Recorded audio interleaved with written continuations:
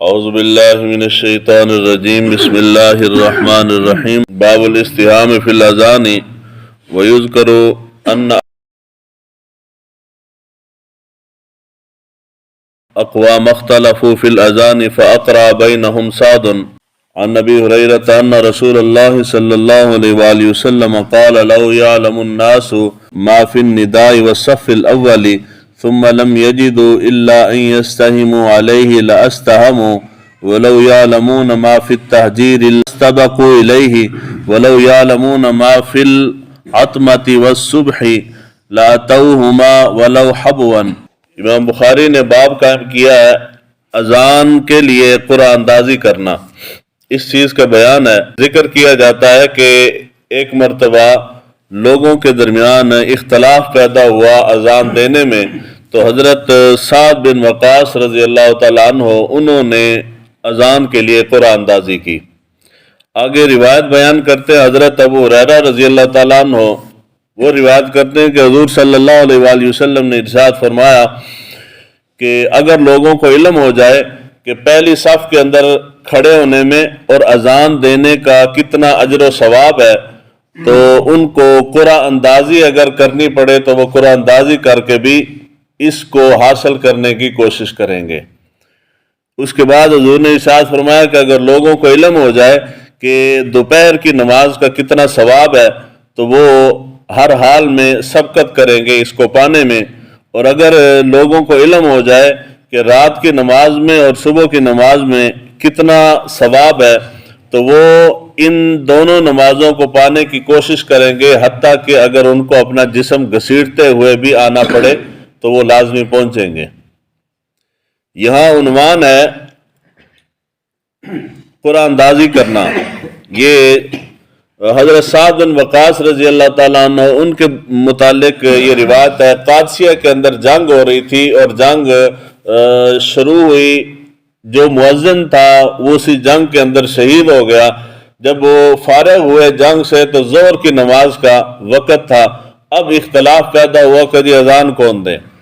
صحابہ نیک کاموں کے اندر آگے بڑھ بڑھ کے اس کو حاصل کرنے کی کوشش کرتے تھے، تو مؤذن شہید ہو چکا تھا، اب ہر ایک کی خواہش تھی کہ میں اذان دوں،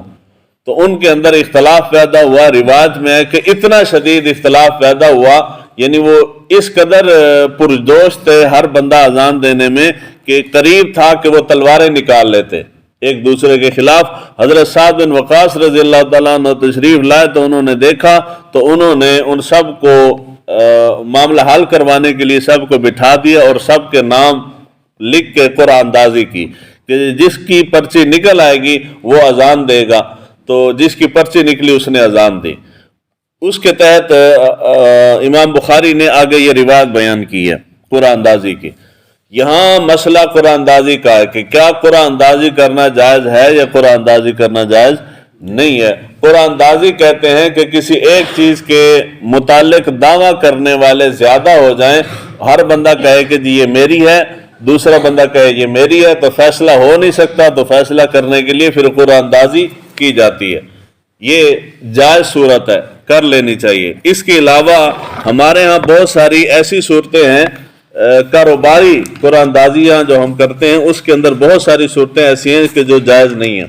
ان میں سے سب سے پہلی چیز جو ہے وہ کوئی چیز فروخت کرنے کے لیے کمپنی آفر لگا دیتی ہے، قرآن اندازی ہوگی جی۔ آسانی سے سمجھاتا ہوں، یہ میرے پاس پینسل ہے، میری کمپنی یہ پینسل بناتی ہے، پینسل کی اصل قیمت ہے، مارکیٹ ویلیو ہے 10 روپے کی۔ میں آفر لگاتا ہوں کہ جی اگر آپ یہ پینسل خریدیں گے تو یہ پینسل خرید کے باہر ڈبہ رکھا ہوا ہے، آپ اپنے شناختی کارڈ کی کاپی اس کے اندر ڈال دیں، تو آخر پہ ہم قرآن اندازی کریں گے، جس کا نام نکل آئے گا اس کو عمرہ کروایا جائے گا۔ عام چیز ہے، ہر جگہ پہ ہوتی ہے، مختلف صورتیں مختلف ہیں، پینسل کی مثال سمجھانے کے لیے دے رہا ہوں۔ آپ نے یہ پینسل خریدی ہے، اپنے شناختی کارڈ کی کاپی ڈبے کے اندر ڈال دی ہے، اس صورت میں یہ جائز ہے کہ جی پینسل کی مارکیٹ ویلیو عام قیمت جو ہے یہ 10 روپے ہے، اور اس کے اوپر یہ عمرے کی آفر لگا کے بھی میں آپ کو 10 روپے کی دے رہا ہوں، پھر ٹھیک ہے۔ اگر میں یہ آفر لگا کے اس کی قیمت بڑھا دیتا ہوں، 15 روپے کی کر دیتا ہوں، عام پینسل جی 10 روپے کی ہے، اگر آپ نے عمرے والی آفر کے اندر شامل ہونا ہے تو پھر یہ والی پینسل خریدیں، یہ آپ کو 15 میں ملے گی، ایک چیز۔ یا دوسرا اس کے اندر آ جاتی ہے خرابی کہ عام پینسل کا معیار 10 روپے والی پینسل کا معیار اور ہے، اور جس کے اوپر میں نے آفر لگائی ہے وہ چیز ہلکی ہے، معیار لو ہے، کم قیمت کی بنتی ہے، اس کا معیار گھٹا دیا گیا، ہلکی چیز ہے، غیر معیاری چیز ہے، اس کے اوپر میں آفر لگا دیتا ہوں۔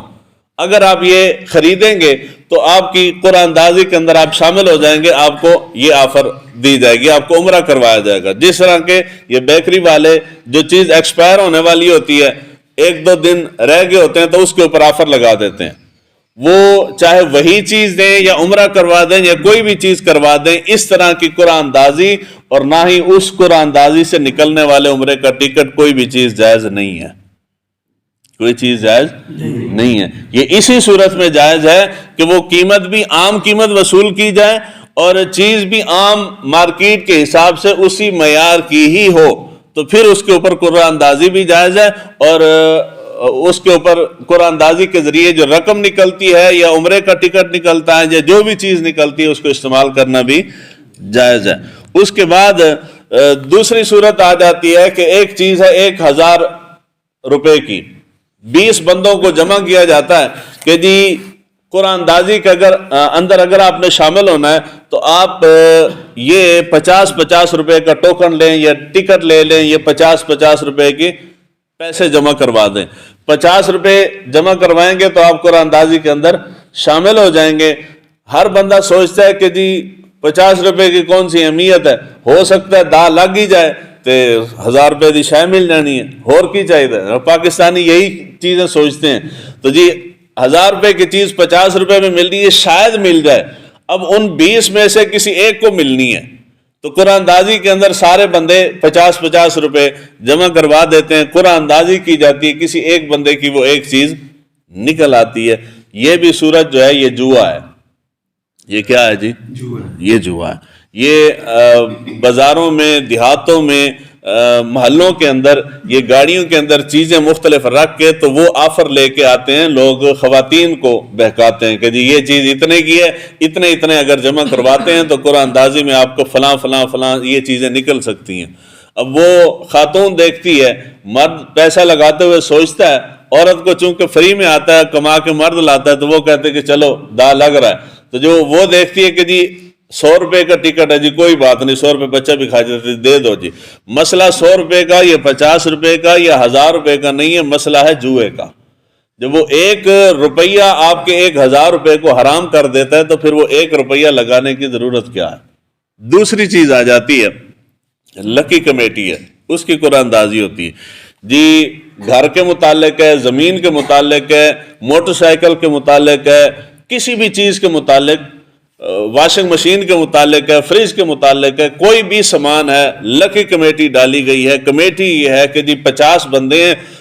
ممبر کمیٹی کے، تو 50 بندوں نے 1000 روپیہ ہر مہینے جمع کروانا ہے۔ جس بندے کی قرآن اندازی کے اندر جب جس کا نام نکلے گا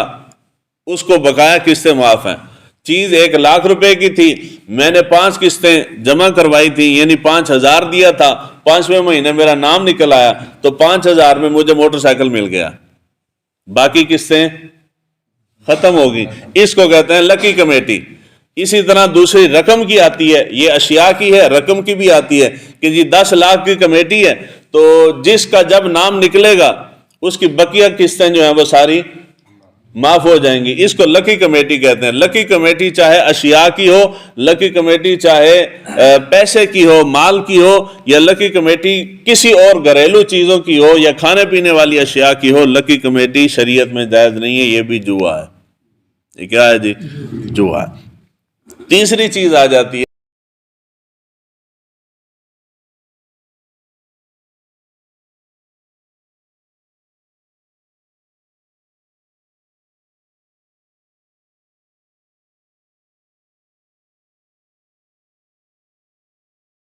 ہاں زیادہ افراد ہوتے ہیں وہاں پہ کھیل تماشے کے طور پہ، ایویں ہنسی مذاق کے اندر بھی یہ چیزیں ہوتی ہیں۔ دفتروں کے اندر کھلاڑی آپس میں، لڑکے وغیرہ آپس میں یہ کر لیتے ہیں، یا ورکر وغیرہ فیکٹری سیکٹری کے اندر ہوتا ہے یہ اکثر کہ جی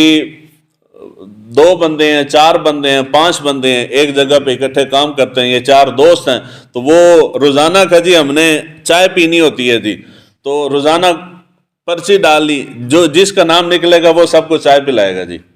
اب ایک بندے کا نام نکل آتا ہے، اس نے چائے پلا دی، اگلے دن پھر پرچی ڈال دی، جی ہاں جی کس کا نام نکلا ہے جی فلانے کا نکلا ہے جی، اب تو سب کو چائے پلا۔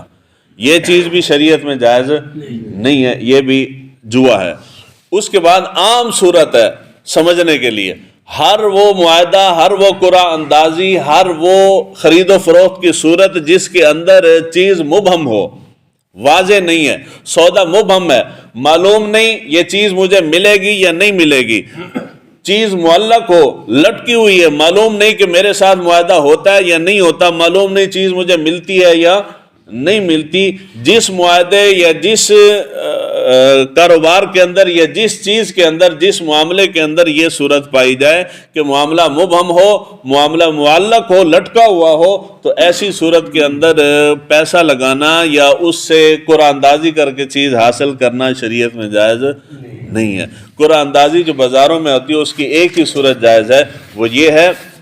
کہ جی مشروب ہے، عام مشروب 1000 روپے کا بکتا ہے تو آپ بھی 1000 روپے کا خرید لیں، اس کے اوپر کمپنی اپنی طرف سے آفر لیتی ہے کہ جی اگر آپ ہمارا مشروب خریدتے ہیں تو فلاں تاریخ کو ہم قرعہ اندازی کریں گے، آپ کا نام نکل آیا تو